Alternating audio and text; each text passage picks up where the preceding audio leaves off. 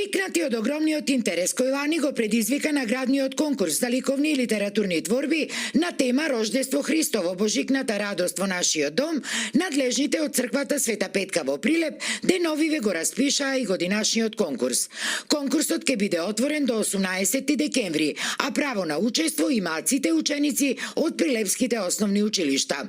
Учесниците ќе се надпреваруваат во две категории – литературна и ликовна, а пријавените ќе можат да создаваат проза, поезија или пак цртежи, но само по една творба.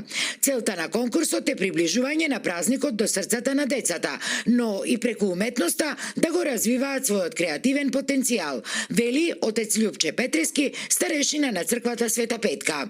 Ова година се разбира дека очекуваме уште поголем интерес, да надмине сигурно бројка од 300 учесници. Значи можат да творат на моменти кои се блиски до Рождеството Христово или да го насочат своето внимание кон топлината на божичните празници кои доживуваме во нашите домови и да пишуваат да творат за семејните вредности. Минатогодишниот прв конкурс кој беше заокружен со изложба на создадените ученички творби во дворот од црквата, според отец Петрески, само покажал една убава, но и многу надежна вистина, а таа е дека нашите деца се прилично едуцирани во верата и во вредностите на празниците и на семејството. Дали тоа било заслуга на менторите од училиштата, сакоем чест и на родителите.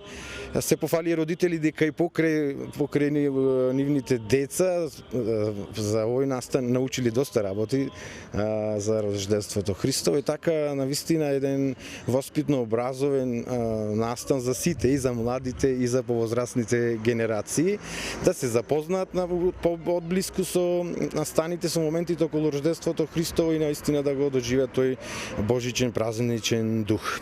Со цел уште поголема мотивираност кај учениците за да творат на вакви теми што е можно повеќе, но и овој настан да премине во една убава предновогодишна традиција, конкурсот има и надпреварувачка, односно наградна компонента. Сите учесници добиваат пофалници, а додека за најуспешните обезбедени се и пригодни награди кои им се врачуваат на денот на изложбата, односно на Бадник, денот пред Божик. Сите учесници ќе добијат пофалници и некаков скромен подарок, а особено оние кои што ќе бидат селектирани и ќе бидат прогласени за победници во своите категории. Категориите ќе бидат поделени на од прво до 6 до 5 одделение и од 6 до 9 одделение во двете под категории литературна и ликовна уметност. Ќе добијат вредни награди, парични или предметни награди, како и дипломи се разбира, исто и така и планираме и нивните ментори да добијат пофалници за нивното менторство и ангажман. Ова доделување на наградите, прогласувањето на победниците ќе се случи на Бадник, значи закажане во 11 часот, тука на платото пред храмот, доколку не послужи времето. Колку за подсетување, лани на овој конкурс кој беше за прв пат организиран, учествуваа вкупно околу 250 ученици од сите прилепски основни училишта.